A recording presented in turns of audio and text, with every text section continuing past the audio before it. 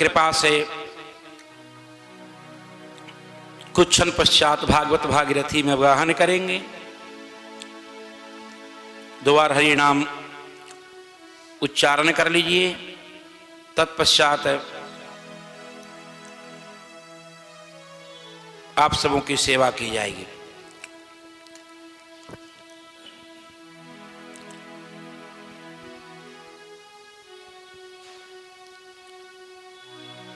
गोविंद हरे गोपाल हरे, जय जय प्रभु दीन दयालु हरे। गोविंद हरे गोपाल हरे, जय जय प्रभु दीन दयाल हरे। जय जय प्रभु दीन दयालु हरे। जय जय प्रभु दीन दयाल हरे।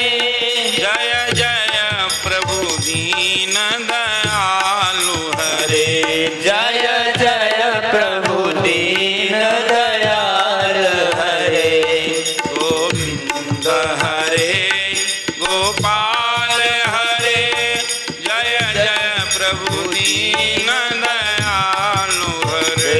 गोविंद हरे गोपाल हरे, जय जय प्रभु दीन दयाल हरे। बोलिए भक्तवत्सल भगवान की जय।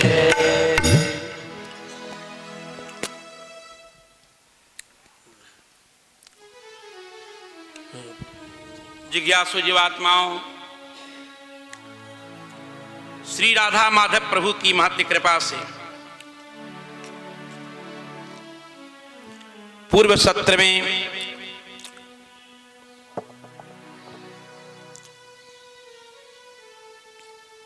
कपिल गीता का कुछ अंश संस्पर्श किया गया।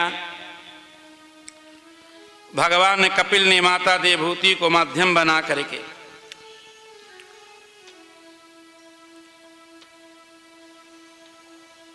निःश्रेयस मार्ग का दर्शन कराया। निःश्रेयस का तात्पर्य है कल्याण। और आपने बताया कि माता कल्याण का सर्वश्रेष्ठ मार्ग अध्यात्म योग है। प्रकृति विविक्त आत्मज्ञान का नाम अध्यात्म है। प्रकृति विविक्त नाम रहित है, ज्ञान का नाम, आत्मज्ञान का नाम अध्यात्म है। कहने का तात्पर्य अज्ञान रहित ज्ञान ही,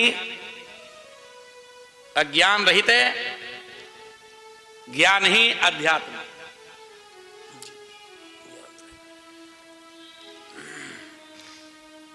इसके बाद प्रकृति और पुरुष पर आपने प्रकाश डाला है। प्रकृति नाम अविद्या, प्रकृति नाम माया, प्रकृति नाम अव्यक्ता, प्रकृति नाम अज्ञान, प्रकृति नाम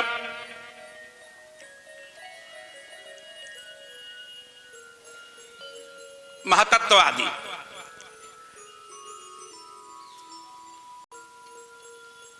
सर्वप्रथम भगवान जीवात्मा का लक्षण का निरूपण कर रहे हैं। अनादि आत्मा पुरुषो निर्गुणः प्रकृते परः, प्रत्यगधामा स्वयं ज्योति विश्वमेन समन्वितम्। पूर्व के सत्रों में भी आत्म तत्व पर प्रकाश डाला जा चुका है। 3 ही तत्व हैं, चीद, अचीद और ईश्वर।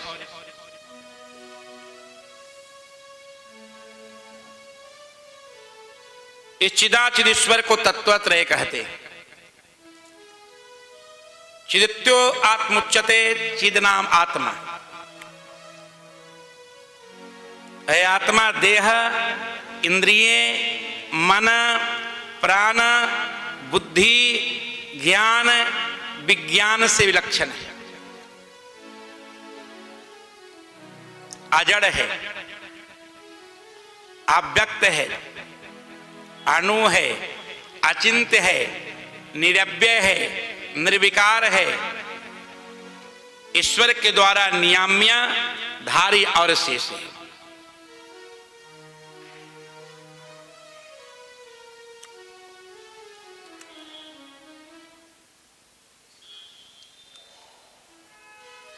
इस आत्मा के तीन भेद हैं,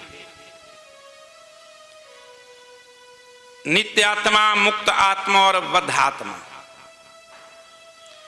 बद्ध आत्मा के दो भेद हैं, मुमुक्षु आत्मा और बुभुक्षु आत्मा। मुमुक्षु आत्माओं के भी दो भेद किए गए हैं, भक्त और प्रपन्न। भक्तों के चार भेद, अर्थार्थी, आर्त, जिज्ञासु और ज्ञानी। प्रपन्नो नाम शरणागतों के दो भेद, एकांतिक और परम एकांतिक। परम एकांतिक शरणागतों के भी दो भेद स्वीकार किए गए, दृप्त और आर्त। उसी प्रकार से बुभुक्षु आत्माओं के भी भेद हैं।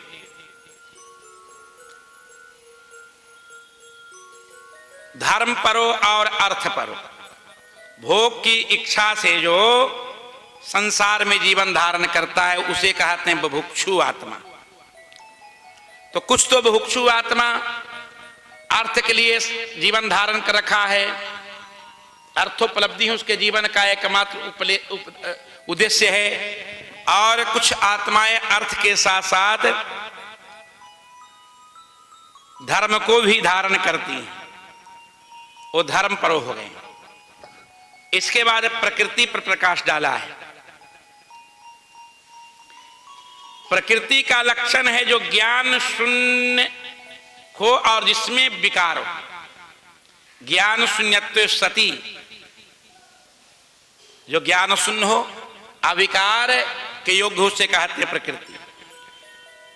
मूल प्रकृति का ही विकार यह महतत्व अहंकार, अहंकार जन्य ये इंद्रियां, ये पंच तन्मात्राएं, तज्जन, ये पंच महाभूत आदि, ये सब मूल प्रकृति का विकार है। ये प्रकृति अचेतन है लेकिन नित्य है, ध्यान देना। ये प्रकृति अचेतन है, परिवर्तनशील है, लेकिन नित्य है, मिथ्या नहीं है। इसलिए वेद कहता है नित्या सा नित्या, ये प्रकृति नित्या है।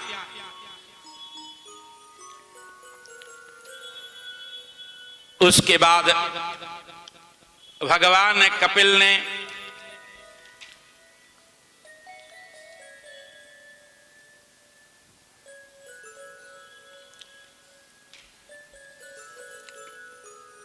योग शास्त्र पर प्रवचन किया है। योग शास्त्र घट शास्त्र में एक शास्त्र है। देखो, भारतीय छह आस्तिक दर्शन में एक महत्वपूर्ण स्थान है योग को।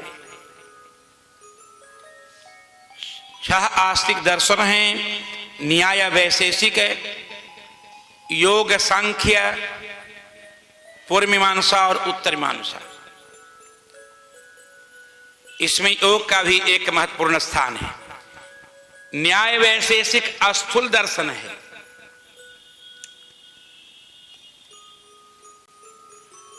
वेदांत सूक्ष्म दर्शन है। योग इस स्थूल सूक्ष्म के मध्य की कड़ी है। योग के विषय में मैंने पूर्व में कहा था कि चित्त वृत्ति का निरोध ही योग है। आसन तो उसका एक अंग मात्र है, केवल आसन का नाम योग नहीं है। योग चित्तवृत्ति निरोध। चित्तवृत्ति निरोध का तात्पर्य है चित्त में प्राकृत त्रैगुण का अभाव होना, या चित्त में केवल प्रकृति के तीन गुण में जो सत्व गुण हैं,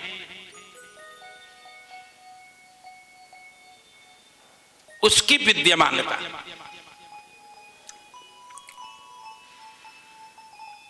इस योग के 8 अंगों का वर्णन योग शास्त्रों में किया गया है। यम, नियम, आसन, प्राणायाम, प्रत्याहार, धारणा, ध्यान और समाधि। यम का तात्पर्य अहिंसा, सत्य, अस्तेय ब्रह्म और ब्रह्मचर्य और परिग्रह से। यम के बाद द्वितीय सोपान नाम सीढ़ी नियम है।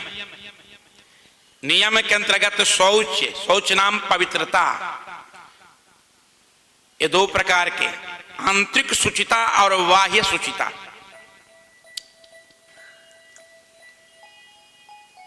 दूसरा है संतोष। तीसरा ईश्वर का प्रणिधान। तब तीसरा सोपान है, तीसरा अंग है आसन। 84 प्रकार के मुख्य आसनों का वर्णन शास्त्रों में किया गया है।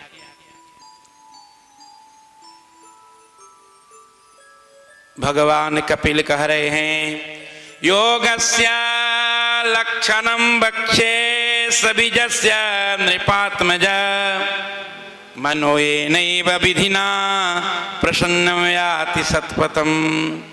हे मां, अब मैं सबीज योग का वर्णन करने जा रहा हूं। जिसका मैं वर्णन कर रहा हूं अंग सहित योग का, इसी को सबीज योग कहते हैं। इस योग से लाभ क्या होगा? तो मनोयेनैव विधिना प्रसन्नं याति सत्पथम। ये मन सतपथ की यात्रा करेगा। सतपथ, संसार कुपथ है। संसार क्या है? कुपथ है। जिस पथ पर संसारी यात्रा कर रहे हैं कुपथ है। आज वही संसारी योग का आश्रय लेता है तो सतपथगामी हो जाता है। योग के अंगों को धारण करने से होता क्या है? चित्त की शुद्धि। चित्त की शुद्धि और विशुद्ध चित्त में ज्ञान योग का उदय होता है। ज्ञान योग के उदय का तात्पर्य आत्म तत्व का साक्षात्कार, आत्मदर्शन, आत्मज्ञान। देखो, ज्ञान योग के अभाव में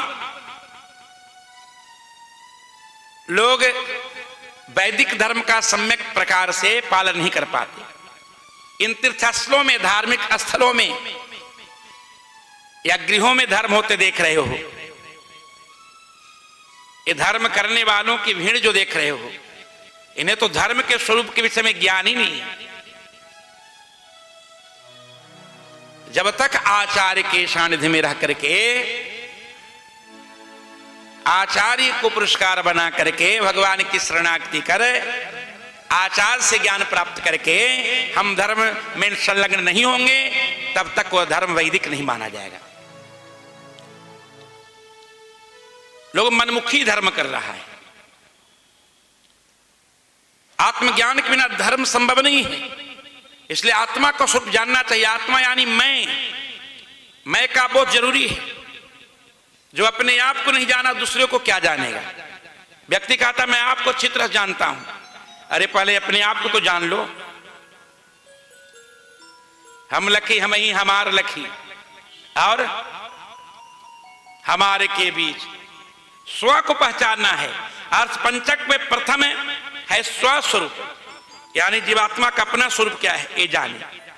जब जीवात्मा अपना स्वरूप जान लेगा तो संसार से उसकी विमुक्ता हो जाएगी। संसार, सांसारिक वस्तुओं से उसका वैराग हो जाएगा।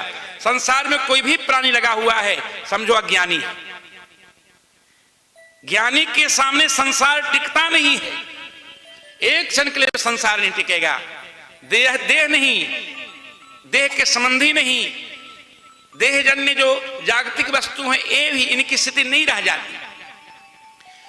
देह से लेकर के देहजन्य और देह के संबंधियों की स्थिति कब तक है? जब तक अज्ञान है। अज्ञान न माया। अज्ञान के कारण ही लग रहा है कि ये मैं हूं, ये मेरा है, तुम हो, तेरा है। स्व परश्चेत असदग्राह पुंसाम यन माया कृतः विमोहित धियाम दृष्टः तस्मै भगवते नमः। प्रहलाद जी ने कहा ऐसा अज्ञान जनित है। अहम मैं, अहम को पहचानो, अहम करने का चीज नहीं, अहम पहचानने का चीज है। गृहस्थी अहम करता है, पहचानता नहीं। जब अहम का ज्ञान हो जाएगा तो अहम होगा ही नहीं। अहम यानी मैं यानी भगवान का दास, मैं भगवान का दास हूं, मैं संतों का दास हूं, मैं भक्तों का दास हूं, मैं वैष्णवों का दास हूं। ऐसा यदि इस प्रकार से स्वस्वरूप का ज्ञान हो जाए, भगवान की अत्यंत स्वतंत्रता ही हमारा स्वस्वरूप है। जीव का स्वस्वरूप क्या है? भगवान की अत्यंत स्वतंत्रता। जीव स्वतंत्र नहीं है। अजीब जब स्वतंत्र मान लगता है तब अहंकार का जन्म होता है, ममाकार का जन्म होता है। भगवान ने गुण कर्मों के अधीन समस्त जीवों का रखा है। न तस्य कश्चित तपसा विद्या वा न योग वीर्येण मनीषया वा। ब्रह्मा जी ने कहा प्रथम पंचम स्कंध में प्रियव्रत को उपदेश देते हुए, तो अहम को पहचान, मम को पहचान। अहम यानी आत्मा, मैं आत्मा हूं, परमात्मा का हूं, मैं परमात्मा का अत्यंत स्वतंत्र हूं और मेरे परमात्मा है। देखो सृष्टि अनादि और अनादि सृष्टि में अनादि काल से शास्त्र उपदेश दे रहे, लेकिन भगवान की कृपा से कोई बिड़ला ही होता है जिसे उपदेश लगता है और वह भगवान का हो जाता है। भगवान का होकर वह भगवान को प्राप्त कर लेता है। आजकल केवल भीड़ है संसार में। धार्मिक व्यक्तियों की न्यूनता है। न धार्मिक व्यक्ति आपको मिलेगा न आध्यात्मिक, दोनों पक्षों में अभाव है। क्योंकि उसे पता ही नहीं कि धर्म क्या है और अध्यात्म क्या है, धार्मिकता और आध्यात्मिकता क्या चीज है, किसे कहते हैं। तो आसन तीसरा अंग है योग का।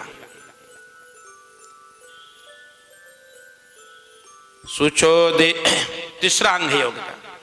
शुचो देशे प्रतिष्ठाप्य विजितयासनयासनम तस्मिन् स्वस्ति समासीना ऋजुकाया समभ्यसेत। हेमा, एयम नियम के पश्चात आसन पर अधिकार प्राप्त करे। यदि 84 प्रकार के आसन संभव नहीं हो तो तस्मिन् स्वस्ति समासीन, केवल स्वस्ति आसन पर ही विजय प्राप्त करे, यानी केवल स्वस्ति आसन का अभ्यास करे।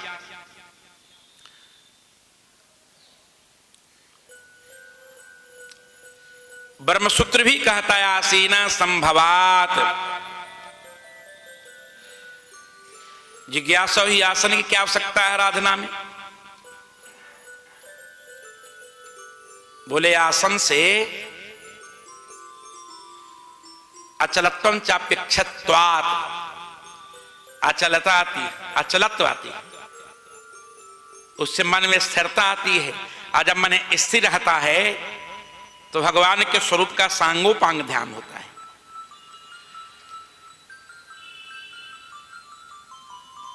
एक आगे का सूत्र कहा, यत्र एकाग्रता तत्र विशेषार्थ।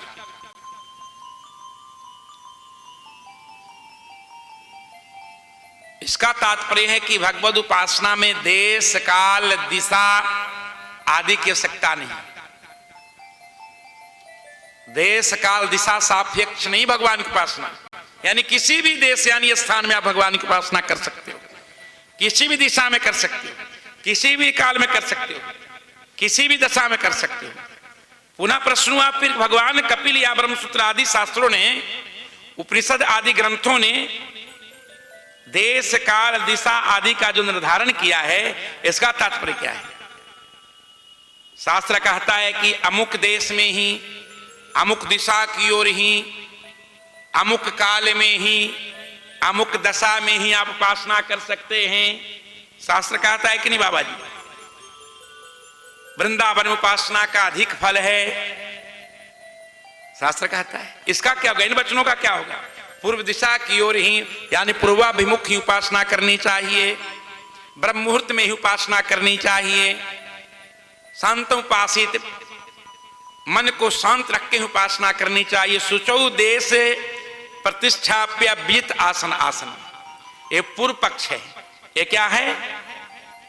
उत्तर पक्ष नहीं है बाबा जी, ये सब पूर्व पक्ष है।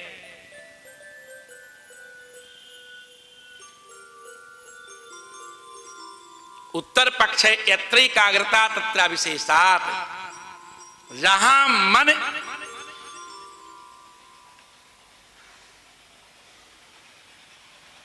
में समानाकार आकार वृत्ति आ जाए, वही उपासना। मुख्य तो है भगवद समानाकाराकार वृत्ति से युक्त मन का होना, बिल्कुल ब्रह्म के तदाकार मन का होना। उसी के लिए सब क्षेत्र बनाए गए हैं। ये सब ध्यान से सुनना, एक गंभीर बात है। दर्शन के बिना भागवत संभव नहीं। पंडित बता दिया गया कि बता दिया कि शुद्ध देश में, शुद्ध दिशा में, शुद्ध काल में, शुद्ध दशा में उपासना करो। अब जजमान उसी में लग गया, ब्रह्मसूत्र पढ़ोगे तब उत्तर मिलेगा। ये जितने भी बनाए गए ये सब सोपान हैं उपासना के। जैसे छत पर चढ़ने के लिए सोपान अति अपेक्षित है। बिना सीढ़ी के कैसे छत पर चढ़ोगे? बिना नाव के कैसे तुम नदी को पार करोगे? ये सब माध्यम है, साधन है। मुक्तो है मन में भगवत तदाकाराकार वृत्ति होना, समानाकाराकार वृत्ति होना। यदि खाते हो जाए, पीते हो जाए, लेटे लेटे हो जाए। अरे ऋषभदेव भगवान तो लेटे रहते थे, मलमूत्र त्यागते रहते थे। आप पंडित लोग ही कथा करते हो, लेकिन उनकी तदाकाराकार वृत्ति बनी रहती है। कभी स्नान किया ऋषभदेव भगवान ने? ऋषभदेव भगवान जब कर्नाटक के जंगल में चले गए, आपने कभी स्नान किया? जड़ भरत जी की स्थिति का जो वर्णन है भागवत में, आपने कभी स्नान किया? परमहंस संत स्नान करते हैं? अरे स्नान तो साधक करेगा, सिद्ध को क्या हो सकता है। लेकिन सिद्ध को भी स्नान करना चाहिए लोक रक्षण के लिए। देखो कई बार मेरा मन होता है तो तिलक नहीं लगाता हूं। लोगों ने पूछा महाराज जी तिलक नहीं लगाए? अरे मेरा तिलक लगाना केवल लोक शिक्षण है, मुझे भी इसकी आवश्यकता प्रतीत नहीं होती। मैं अपनी बात बताता हूं। न मुझे तुलसी की आवश्यकता प्रतीत होती है, न तिलक, न ज्ञान।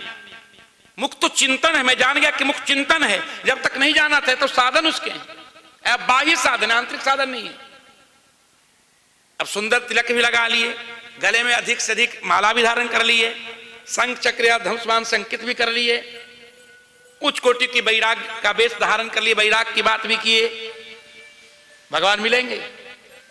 मन की वृत्ति देखना है, तदाकाराकार वृत्ति बन रही कि नहीं। हिरण्यकशिपु, हिरण्याक्ष, शिशुपाल आदि कभी भी पवित्र देश दिशा काल में बैठकर भगवान की उपासना नहीं की। उससे गति की प्राप्ति हुई, उसकी सदगति हुई। कारण क्या था? तो तदाकाराकार वृत्ति बना लिया था।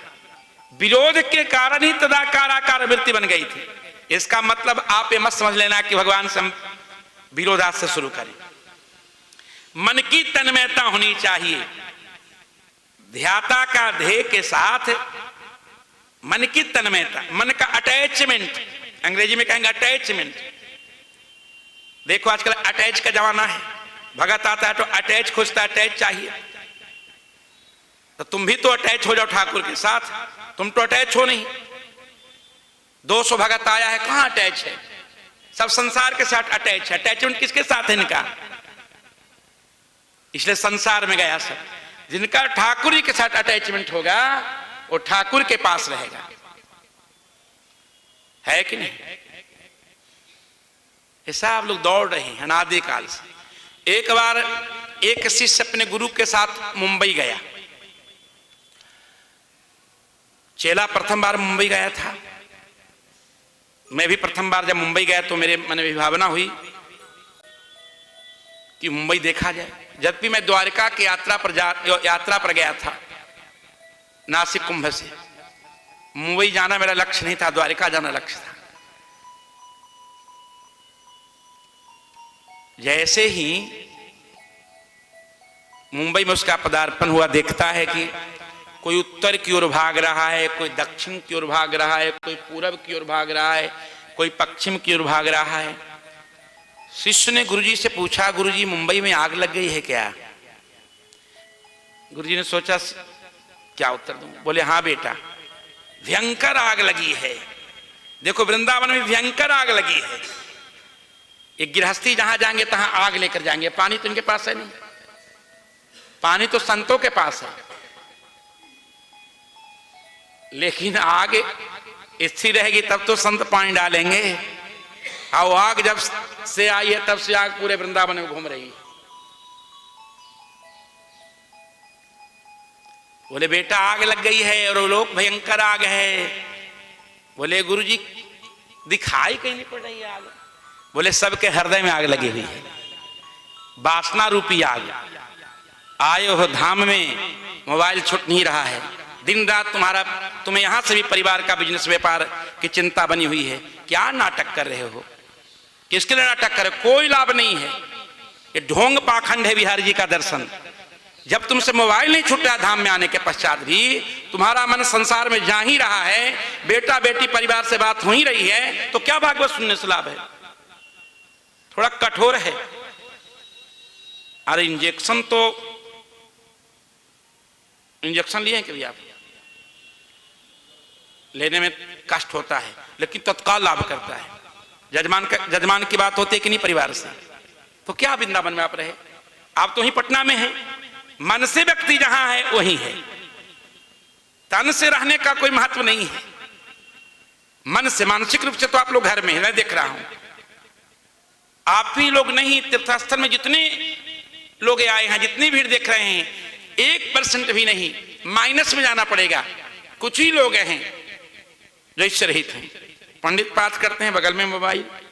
कलाकार भागवत में रहता है, बगल में मोबाइल। साधु भजन करता है, बगल में मोबाइल। मोबाइल यानी संसार। अरे मोबाइल से क्या निकलेगा? संसार निकलेगा। मोबाइल से किसका जन्म होता है? माया का। बाबा जी मोबाइल बंद रखा कीजिए, ठीक नहीं है।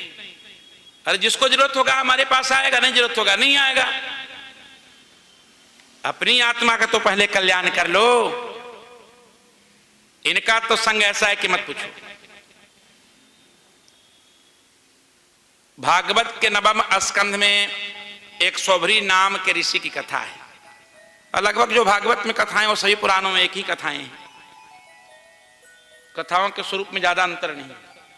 यही ध्रुव, यही प्रहलाद, यही सौभरी, यही आती, यही राम, यही कृष्ण। कोई दूसरी बात तो है नहीं।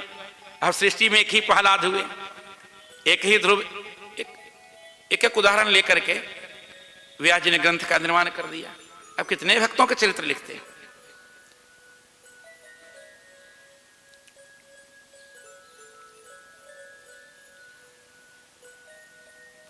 बोले भक्तवत्सल भगवान की जय। तो सौभरी नाम के ऋषि की कथा है।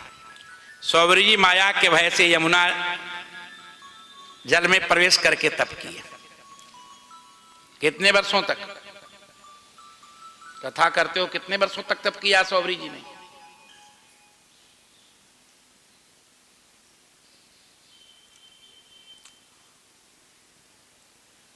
एक दिन नेत्र को जैसे ही खोला, देखते हैं कि एक मछली अपनी पत्नी और परिवार के साथ विहार कर रहा है। तपस्या करते करते शरीर की जो त्वचा थी, वो त्वचा तो गल ही गया था। आप विचार करने लगे कि मुझसे अच्छा तो इसका परिवार है। देखो तो पत्नी और संतान के साथ भ्रमण कर रहे हैं। देखो भगवान की माया प्रचंड है, कब किसको कहां ग्रसित कर लेगी। जो माया के भय से यमुना जी के जल में प्रवेश करके तप कर रहे थे, चले गए मानधाता के पास। बोले महाराज जी सुन, मुझे पता चला है कि आपकी 50 पुत्रियां हैं, एक मुझे दे दीजिए। राजा सोचा कि मैं अपनी बेटी साधु को दे दूंगा, मेरी बेटी साधु के पास रह पाएगी? इसके पास है क्या भिखारी के पास? जो राजमहल में रही है वो साधु उसको क्या खिलाएगा? लेकिन अगर सीधे कहते हैं कि महाराज मैं आपको पुत्री नहीं दूंगा तो साधु श्राप दे देगा। साधु के पास दो ही चीजें, आग और पानी, है कि नहीं? आग भी मुंह में है, पानी भी मुंह में है। सेवा करोगे तो पानी देंगे और कुछ गलत करोगे तो आग उगल देंगे। क्यों बाबा जी? बोले महाराज जी मेरे यहां स्वयंवर की व्यवस्था है, जो कन्या आपको वरण कर ले जाइए। समझ गया, साधु था, जोगी था, साधु लोग सब समझ जाते हैं भगत की बात। राधे राधे। जोग बल से सुंदर सुकुमार नवयुवक का रूप धारण कर लिया। जैसे ही रनिवास में प्रवेश हुआ, उनके रूप लावण, रूप माधुरी को देखकर जितनी भी कन्याएं थी परस्पर कलह करने लगी, मैं वरण करूंगी, मैं वरण करूंगी, मैं वरण करूंगी। बाबा जी एक चेली लाने गए थे, अब 50 चेली मिल गई। कितनी दासियां मिल गई? उस समय तो बड़े प्रसन्न हुए, अरे 50-50 पत्नियों के साथ विहार करूंगा। पड़ गए बाबा चक्कर में, पड़ गए। ज्यादा चेला चेली आश्रम बनाओगे तो चक्कर है। ये सब ठगा ठगी चल रहा है।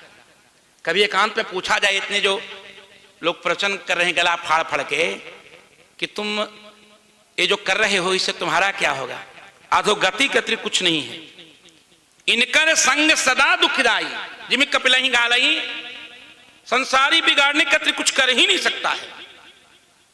सच्चाई है। ये तो समझौता करते हैं संत लोग। व्यवहार क्या है? व्यवहार कोई पारमार्थिक सत्ता थोड़ी, ये बिगाड़ेंगे। 50 विवाह किया, ब्रह्मवैवर्त पुराण लिखा हुआ कि 5 लाख संततियां हो गई। संततियों की संख्या 5 लाख। तब स्वरूप का ज्ञान हुआ, अरे मैंने क्या कर दिया, मैं कहां भजन कर रहा था। ये 50 विवाह किया, 5 लाख पोता पोती, पौत्र और पौत्री इसको कहते हैं। भागवत में उन्हें बहुत पश्चाताप हुआ है। उन्होंने व्यक्त किया है, गीत गाया है, संगम त्यजेद मिथुन व्रती नाम मोक्ष। जो मोक्ष की इच्छा रखता हो, जो मोक्ष चाहता हो, भगवत प्राप्ति करना चाहता हो, वो मिथुन व्रतियों का संग नहीं करे, गृहस्थों का संग नहीं करे। आप सोच लीजिए, आप गृहस्थ हैं, आपके पास में जाऊंगा तो वैराग्य की बात कीजिएगा क्या? कोई भी गृहस्थ गृहस्थी की बात करेगा, चाहे वो चारों वेद का ज्ञाता ही क्यों नहीं हो।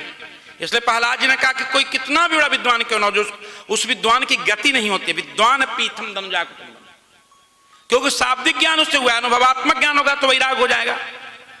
शब्द ज्ञान वैराग नहीं उत्पन्न कर पाता। चारों वेद, 18 पुराण, 6 शास्त्र पढ़ लिया, वैराग कहां होता है? वैराग कोई साधारण चीज नहीं। वैराग तो कलयुग में बुढ़ा हो गया, अज्ञान भी बुढ़ा हो गया और भक्ति भी बूढ़ी हो गई। नारद जी ने भक्ति को तो नवयुक्ति बना दिया, लेकिन आज तक ज्ञान वैराग बुढ़ा ही। अरे बाबा लोग आश्रम में भाई भतीजा रखे हुए तो क्या, लोग कहा कि वृंदावन में वैराग भी नवयुवक हुआ, नवयुवक नहीं हुआ, अभी भी बुढ़ा ही है। व्यवहार में तो ये देखने को मिल रहा है। देह में भी यदि देह के प्रति आपका अधिक स्नेह है, शरीरम खलु सर्वधर्म साधनम, यदि उपासना के दृष्टिकोण से आप जीवन यापन कर रहे हैं, देह को धारण किए हुए हैं, तो देह की सार्थकता है। देह से आपको सदगति मिल सकती है, नहीं तो देह भी आपको अधोगति की ओर ले जाएगी। देहाध्यास तो देहाध्यास है। वैराग का प्रथम पर्व है देह से वैराग। किससे वैराग? तब गेह से वैराग।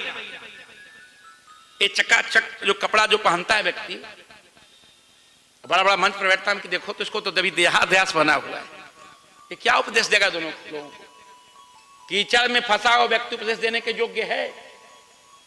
लोक और परलोक दोनों बिगाड़ रहा है। अर्थ तो उसको आ रहा है, लेकिन लोक और परलोक वो दोनों बिगाड़ रहा है। पब्लिक का तो उसकी बात लग सकती है, शास्त्र की बात यदि बोलेगा जीव का कल्याण हो सकता है, लेकिन उस व्यक्ति का तो कल्याण नहीं होगा। नाटक है और कुछ नहीं है। रामलीला आप लोग देखें, नाटक, रासलीला नाटक है। वही व्यक्ति विभीषण बन गया, वही व्यक्ति रावण बन गया, वही कभी मारीच भी बन गया। नाटक मत करो। बोले भक्तवत्सल भगवान की जय। अपने आप को संभालो, अपने स्वरूप को संभालो। 24 आवर अपना ध्यान रखो। आप अपना ध्यान नहीं रख पा रहे हो क्योंकि आपको अपने स्वरूप का ज्ञान ही नहीं है। मैं कौन हूं, किसका हूं, मेरा कर्तव्य क्या है। देखो हम सब जीव हैं, जगन्नाथ के हैं। हम सबों का एक ही मात्र कर्तव्य है, जगन्नाथ का मुखोल्लास जिस भी विधि से हो, जगन्नाथ का मुखोल्लास होना चाहिए। सोई विचार पंडित मोहि भजहि पावहु ज्ञान भक्ति नहीं तभी। पोथी पढ़ी पढ़ी जगमुआ, पंडित भया न कोई। 2.5 अक्षर प्रेम का पंडित कौन है? जो समदर्शी है। शाब्दिक ज्ञान थोथा है, थोथा। शब्द ज्ञान क्या है? दक्षिण कलवारों को शब्द ज्ञान था, कबीरदास जी को शब्द ज्ञान था, लेकिन अनुभवात्मक ज्ञान के विषय में क्या कहना है? आत्मज्ञान था उनको। आज के लोगों को शब्द ज्ञान है पर आत्मज्ञान नहीं। आत्मज्ञान का साधन है शब्द ज्ञान।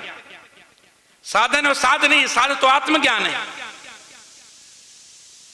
प्रैक्टिकल एक होता है, एक थियोरी। थियोरी पहले तब प्रैक्टिकल। थियोरी बाबा जी, थियोरी का ज्ञान सबको, प्रैक्टिकल नहीं हो तो।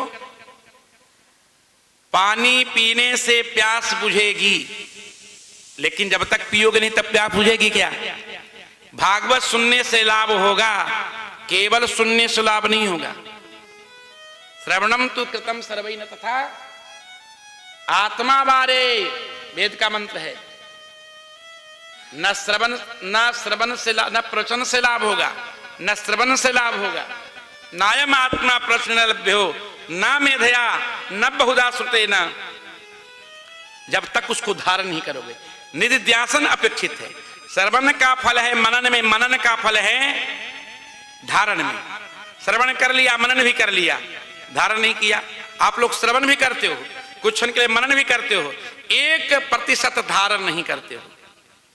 भागवत के पहले भी वही स्थिति, अभागवत के बाद भी वही स्थिति, पुनर्मुस्को भवा, अनादिकाल सो स्थिति, सबकी वही स्थिति है।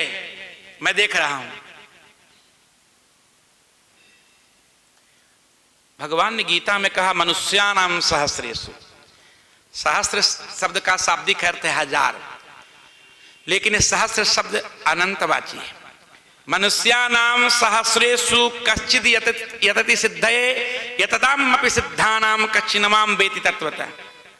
असंख्य जीवों में कोई एक जीव मेरी प्राप्ति के लिए यत्न करता है, और अनंत यत्न करने वाले में कोई एक मुझे प्राप्त करता है। विचार कर लो। बाकी भीड़ है सब। क्या है बाबा जी? ये भीड़ है, भीड़। सुखदेव तो कोई कोई है भीड़ में। बंदरों में हनुमान कोई कोई है, एक ही हनुमान। भक्तों में प्रहलाद कोई है, भक्तों में ध्रुव कोई है।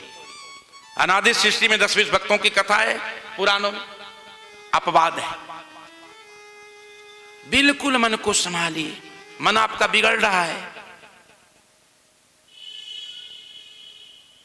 मन के हारे हार है, मन के जीते जीते। अब मन ही मिलावत राम से।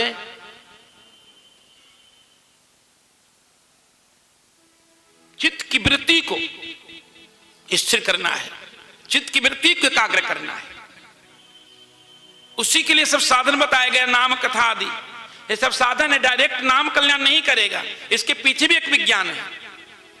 नाम जपते जपते नाम भगवान तुम्हारे मन को पहले एकाग्र कर देंगे, संसार से हटा देंगे। राम, राम में 2 शब्द हैं, रकार अकार मकार अकार।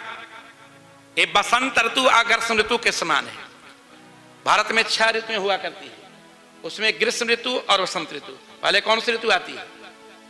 ग्रीष्म ऋतु की वसंत ऋतु। अरे भैया कैसी टिप्पणियों के श्लोक में थोड़ा इधर हुआ तो वो भी आपने कर दिया गलत। पहले कौन सी ऋतु? बसंत। बसंत ऋतु में क्या होता है? पतझड़। पतझड़ होता है क्या? पतझड़ होता है। ग्रीष्म ऋतु में नवीन नवीन कपोल निकलते हैं। रकार युक्त आकार का जैसे ही उच्चारण करोगे तुम्हारे सारे दुर्गुण समाप्त हो जाएगा। और आकार क्या करेगा? रा क्या करेगा? तुम्हारे सारे दुर्गुणों को जनादि काल कृत अज्ञान के वशीभूत होकर के तुमने अनादि काल से जो दुष्कृत किया उस दुष्कृत को निश्चित कर देगा, निकाल देगा, नष्ट कर देगा।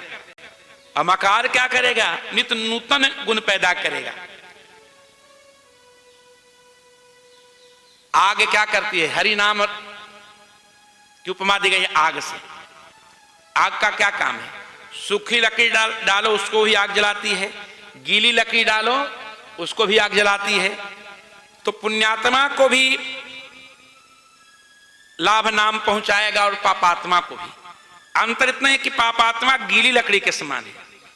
अरे गीली लकड़ी को आग में डालोगे पहले उसका विकार निकलेगा, धुआं हुआ, ये विकार है।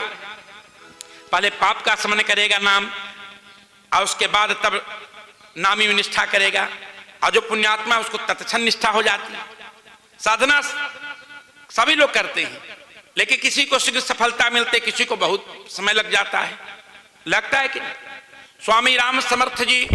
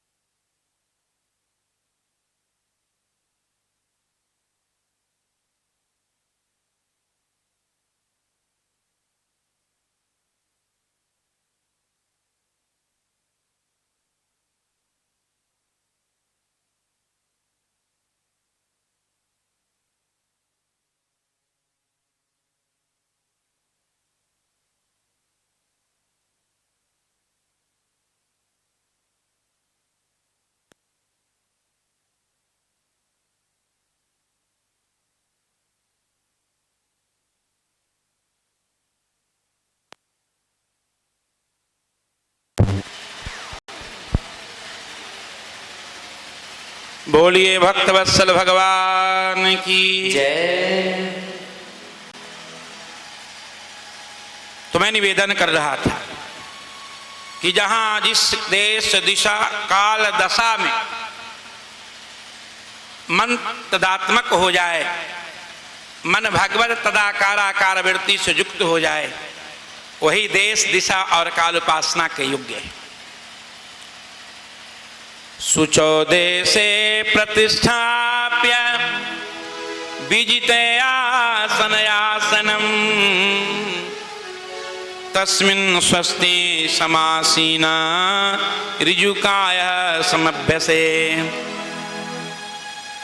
मन की एकाग्रता के सब सामग्रियां हैं। आसन, आसन के बाद प्राणायाम।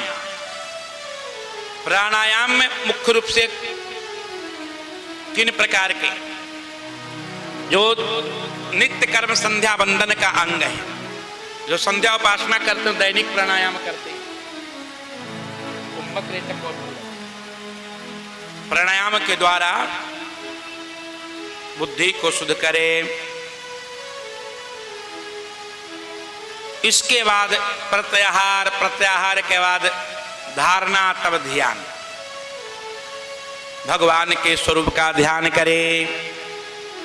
भगवान कपिल बता रहे हैं, मां भगवान के उस स्वरूप का ध्यान करे जिसमें भगवान प्रसन्न चित्त, प्रसन्न चित्तता का जिसमें दर्शन हो रहा। प्रसन्न बदनाम भोजम पद्मगर्भारुरेक्षणम नीलोत्पल दल श्यामम शंख चक्र गदाधरम। भगवान के चतुर्भुज स्वरूप का ध्यान करे। द्विभुज का निषेध नहीं है, इसका मतलब द्विभुज का नहीं, ऐसी बात नहीं, क्योंकि राम जी भी चतुर्भुज हैं और भगवान कृष्ण भी चतुर्भुज हैं। राम जी आते हैं चतुर्भुज में, जाते हैं चतुर्भुज में, भगवान कृष्ण आते हैं चतुर्भुज में, जाते हैं। ये केवल बीच का जो मामला है वही द्विभुज है। आना है चतुर्भुज में, जाना है चतुर्भुज में। तमद्भुतम बालकमं भुजक्षणम चतुर्भुजम शंख गदा विदायुधम। भगवान आए कृष्ण तो चतुर्भुज लेकर आए, जीव भी जाएगा तो चतुर्भुज होकर जाएगा। गीत देह तरी धरी हरि रूपा, भूषण बहुपट पीठ अनुपा। राम भक्त भी जाएगा तो चार भुजा लेकर ही जाएगा। गीत गया, गीत से राम भक्त कौन होगा? चार भुजा धारण किया कि नहीं किया? बैकुंठ में जीव चतुर्भुज ही रहते। अब बलात् द्विभुज कहो तो थोपना हुआ है। भागवत में तो चतुर्भुज का ही वर्णन है। नीलोत्पल दल श्यामम शंख चक्र गदाधरम। ये द्विभुज भगवान का सनातन स्वरूप ही है, चतुर्भुज भी सनातन स्वरूप है। तो जिसमें भगवान शंख चक्र गदा पद्म धारण कर रखे हुए हैं, शरीर का एक एक अंग कोमल और सुंदर है। सिर पर मयूरपक्ष से युक्त मुकुट है। देखो भगवान मोर पंख से युक्त मुकुट को धारण करते हैं, और रघुनाथ जी काक पिक्ष कौआ के पंख से युक्त मुकुट धारण करते हैं। जब नारायण राम और कृष्ण दोनों रूप में आ जाएं, कैसे पहचानोगे कौन राम है कौन कृष्ण है? जो जिसके सिर पर, जिसके मुकुट पर कौआ का पंख देखना समझ लेना कि राम जी, और जिसके मुकुट पर मोर का पंख दिखाई दे वो भगवान कृष्ण है। काक पक्ष धर्म, ऐसा वाल्मीकि रामायण में आया। तो भगवान के प्रसन्नता से युक्त मुखारविंद का ध्यान करे। यदि भगवान के स्वरूप का ध्यान संभव नहीं है तो भगवान के चरणारविंद का ध्यान करे। यदि भगवान के सुंदर चरणारविंद का ध्यान भी संभव नहीं है तो भगवान के चरणों में जो 9 प्रकार के मुख्य चिन्ह हैं, उन चिन्हों में 4 चिन्हों का ध्यान करे। यदि 4 चिन्हों का ध्यान भी संभव नहीं है तो कम से कम 1 चिन्ह का ध्यान करे, स्वस्ति का ही ध्यान करे। संचिन्तयेद भगवते चरणारविंदम वज्रांकुशध्वज सरो रुहलांछनाढ्यम उतुंग रक्त विलसन्नक चक्रवाल ज्योत्स्नाभिराहत महदहृदयांधकारम। लेकिन भगवान के चरण चिन्हों का ध्यान अवश्य करे। ध्यान का तात्पर्य है चिंतन। ये तो ध्यान का रूढ़ स्वरूप है कि आंख बंद किया, आंख खोलकर भी चिंतन हो सकता है। अब आपके अभ्यास पर डिपेंड करता है कि आपके अभ्यास किस स्थिति की है।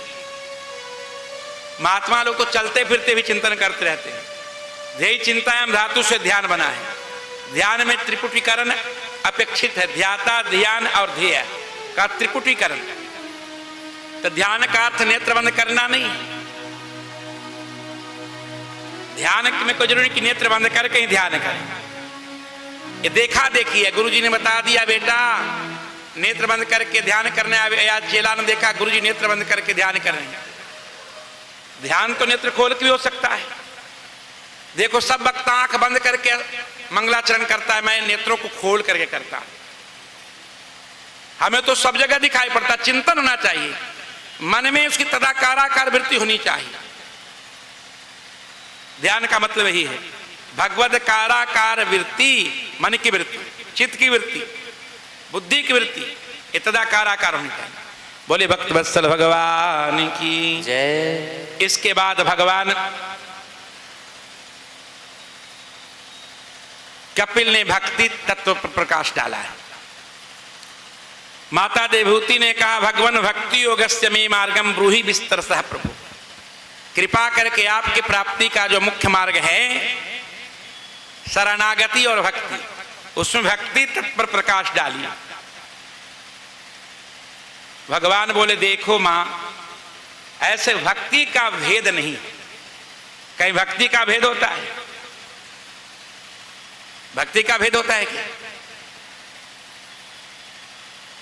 लेकिन साधकों की भावना के अनुसार, साधक का जैसा स्वभाव है, भक्ति करने वाला का जैसा स्वभाव है, राजसी, सात्विकी या तामसी, उसी के अनुसार भक्ति के भेद बताए गए हैं और भक्तों के भी भेद बताए गए हैं। जो भक्त हृदय में हिंसा, दंभ और मात्सरी लेकर के मेरी भक्ति करते हैं, वो भक्त कैसा भक्त है? तामसी भक्त है। और भक्ति तामसी भक्ति, भक्ति तामसी नहीं होती। तम तो भक्ति का प्रतिरोधी चीज है, लेकिन साधकों के अनुसार, भक्तों की भावना के अनुसार ये भक्ति के भेद और भक्तों का भेद किया गया है। ध्यान रखना, ध्यान रखने की बात है।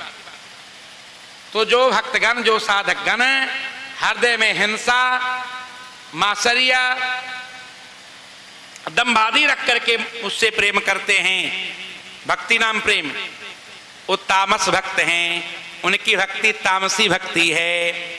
और जो जगत की कामना से, जो भक्त सकाम भाव से, जगत काम भाव से मुझसे प्रेम करते हैं, उनका प्रेम राजस प्रेम है। आप लोग का प्रेम कैसा प्रेम है? आप लोग कैसे प्रेमी भगवान को? राजसी प्रेमी हो, सात्विक प्रेमी नहीं हो, क्योंकि संसार के लिए आप लोग भक्ति कर रहे हो। हे भगवान मेरा ए हो जाए, ओ हो जाए, ओ हो जाए, क्यों?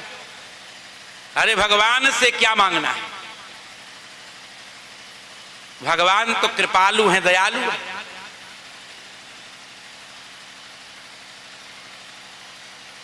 और जो पाप क्षयार्थ या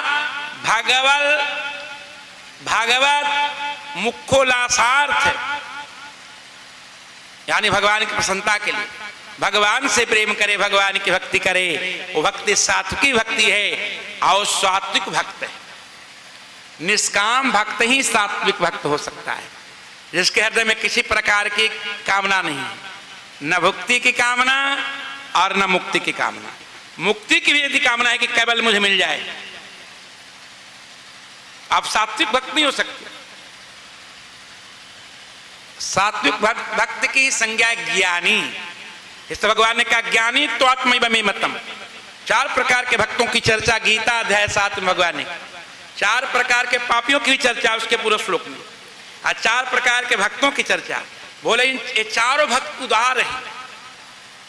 उदार इसलिए कहा कि ये कम से कम देवताओं की तो भक्ति नहीं कर रहे हैं।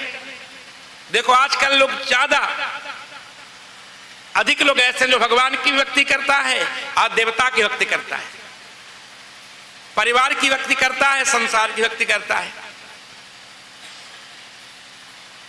भक्ति एक की, जहां भी भागवत और गीता में भक्ति शब्द है, उसके पूर्व में भगवान ने चाहे तो एकांतिक शब्द जोड़ दिया, नहीं तो अनन्य शब्द जोड़ दिया। भक्ति निष्काम शब्द जोड़ दिया, या प्रतिहता शब्द जोड़ दिया, या अवच्छिन्ना शब्द जोड़ दिया, या निर्गुणा शब्द जोड़ दिया। भक्ति में मिश्रण नहीं, आप लोग के भक्ति में मिश्रण है, इसलिए भक्ति का फल आपको नहीं मिल पाता। भगवान ने कहा इस जितने भी भक्त मेरे हैं सब उदार हैं, चाहे वो अर्थार्थी हो, आर्त हो, जिज्ञासु हो, ज्ञानी हो, लेकिन ज्ञानी मेरी आत्मा है। मेरी आत्मा का तात्पर्य है कि मुझे सबसे प्रिय है। जीव को सबसे अधिक प्यार किससे होता है? अपनी आत्मा से। देह प्राण ते प्रिय कछु नाही। प्राण यहां आत्मा का वाचक है बाबा, उपलक्षक है। जीव को सबसे अधिक प्रेम किससे होता है? अपनी आत्मा से। उसके बाद अपना देह से, फिर देह के संबंधियों से, फिर देह से जो संग्रह किए हैं ये बड़े बड़े मल्टी स्टोरी, उससे प्रेम होता है। हे मां, अब मैं निर्गुणा भक्ति का स्वरूप बताने जा रहा हूं। मद गुण श्रुति मात्रेण मयि सर्व गुहाशये मनोगतिरवक्षिन्ना यथा गंगाम भसोम बुधौ। देखो निर्गुणा भक्ति की उपमा दी है गंगा जी के खंडधारा से। हमारे आचार्यों ने तैल धारा, बद अवच्छिन्न सतत प्रेम, पूरा सर संस्कृति को भक्ति माना है। तैल धारा बद अवच्छिन्न या तैल धारा अवच्छिन्न बद। भगवान ने कहा मां मदगुण श्रुति मात्रेन मई सर्वगुहा से, संतों के श्रीमुख से मेरे अनंत गुणों में से कुछ गुणों से युक्त या मेरे गुणों को शरण मात्र से जिसकी मन की वृत्ति समानाकार आकार हो जाए, तदाकार आकार हो जाए, भगवदकार आकार हो जाए, कहने का तात्पर्य यह अखंड रूप से मुझ में समाहित हो जाए। एक क्षण के लिए भी जिसका मन, जिसकी बुद्धि मेरे नाम रूप लीला धाम गुणों से इतर नहीं हो, अलग नहीं हो, इसी भक्ति का नाम है निर्गुणा भक्ति। यामुनाचार्य स्वामी कह रहे हैं कि हे भगवान, यदि मेरी बुद्धि एक क्षण के लिए भी आपसे अलग हो तो मेरे सिर के 100 टुकड़े हो जाएं, ऐसा मैं विज्ञापन कर रहा हूं। कैसे उच्च कोटि के संत थे यामुनाचार्य स्वामी जी, रामानुज स्वामी के दादा गुरु। एक क्षण के लिए भी मेरा मन या मेरी बुद्धि आपके नाम रूप लीला धाम से भी लग होता हो या बुद्धि होती हो तो मेरे सिर के कितने टुकड़े हो जाएं? सैकड़ों टुकड़े हो जाएं। ये मैं सत सत विज्ञापन कर रहा हूं। हम लोगों की स्थिति कैसी है कि कुछ क्षण ही बुद्धि भगवान में लग पाती है, कुछ क्षण ही मन भगवान में लग पाता है, बाकी मन संसार में। स्थिति है कि नहीं, कंडीशन है कि नहीं? रघुपति भगति करत कठिनाई, इसलिए गोस्वामी जी ने लिखा। मैंने सोचा बाबा जी ने क्या लिख दिया, बहुत कठिन है बाबा जी। सत्व की अधिकता से भक्ति संभव है। जिसके मन बुद्धि स्वभाव में सत्व की जितनी अधिकता होगी, ये विज्ञान है, इस विज्ञान को समझना होगा। जिसके मन में बुद्धि में जितना अधिक मात्रा में सत्वगुण रहेगा, भगवान से उतनी उसकी निकटता होगी, भगवान के प्रति उसका उतना ही प्रेम होगा। व्यवहार से पता चल जाएगा कि कौन भक्त है कि नहीं है। आया है आश्रम में, अगर अटैच खोल रहा है, भगत नहीं है। सुख सुविधा खोज रहा है, भगत है नहीं। वृंदावन में सुख सुविधा कहां? भगवान से मिलने आए हो कि सुविधा लेने आए हो? क्या चाहिए आपको? बिहारी जी को देखने आए हैं कि सुविधा भोगी बनने आए हैं? सुविधा तो आपके घर में है ही, भोगो ही। बार बार नरक में आ रहे हो, बार बार नरक में जाओ। संसार क्या नरक है? संसार से बड़ा नरक कुछ है भी नहीं। बाबू, कभी सुख मिला संसार में आपको? किसी को सुख मिला तो नरक दुखागार है, संसार भी दुखागार है। मैं तो सब समझ आता हूं कौन किस कोटि का है। एक नंबर का भगत अभी तक कोई नहीं मिला। साधु को भी सुविधा चाहिए और गृहस्थ को भी सुविधा चाहिए। प्रसाद में जैसी आपकी भावना हो गई, स्वाद की भावना। अभी हमारे पंडितों ने कहा कि अच्छा पलहार नहीं बना के दिया, भागवत बेकार पढ़ो, देहाध्यास तुम्हारा बना हुआ है। अभी तक इंद्रियों से आपने ऊपर, इंद्रियों का जो विषय है उससे ऊपर आपकी गति नहीं हुई। इसलिए तो लिखा कबीरदास जी ने कि पोथी पढ़ी पढ़ी जगमुआ, पंडित भया न कोई, 2.5 अक्षर प्रेम का। देखो, मैं जानता हूं कि रसोईया कैसा है, उसके स्वभाव में परिवर्तन नहीं होगा। वो कच्ची रोटी और कच्चा फलहार खिलाएगा। तो मैंने समन्वय कर लिया अपने मन को। 15 दिन खिलाता है, 20 दिन नहीं बोलता हूं। कभी बोलना भी पड़ता है तो कोई भगत आके कहता है तब बोलना पड़ता है। कच्ची रोटी खिला दिया, ये हुआ, मतलब जानता है उसका स्वभाव बदलेगा नहीं। भगवान की कृपा से, भगवान की कृपा से सब कुछ होता है। देखो यहां जो कुछ हो रहा है, चाहे तुम्हारे कर्मों का फल है या उसकी इच्छा है, यही मान लो, सदा सुखी रहोगे। तुम्हारे जीवन में कोई भी घटना घटे, मान लेना कि मेरे कर्मों का फल है या उसकी इच्छा है।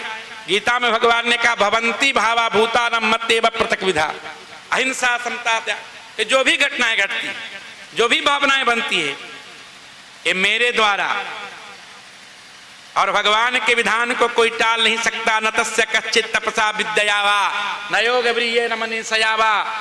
जब प्रियवर संन्यास लेने वाले थे तो ब्रह्मा जी ने कहा तुम्हारे लिए संन्यास निर्धारित नहीं है, भगवान ने तुम्हारे लिए विवाह का विधान किया है और उनके विधान को ये तुम्हारा गुरु नारद नहीं टाल सकता है, क्योंकि भगवान के विधान को किसी प्रकार टाला ही नहीं जा सकता है।